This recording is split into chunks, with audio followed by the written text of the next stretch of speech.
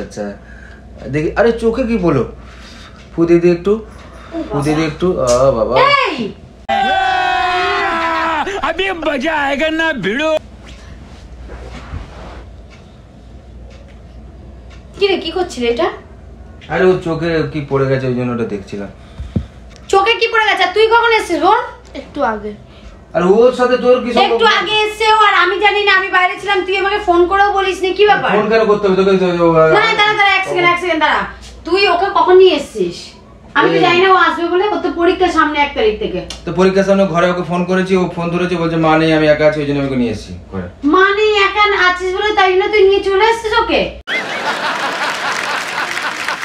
তুই কাকে বলে নিয়ে এসেছিস ওকে? আর কাকে বলতে হবে, নেই বাড়িতে মা। না আমাকে তুই বলেছিস। তোকে কেন সব জিনিসটা বলতে হবে ভাই? তোকে কি সব বলে এবং করতে হবে নাকি? আরে ঘরে কতক্ষণ আগে এসেছিস তোরা দুজনে?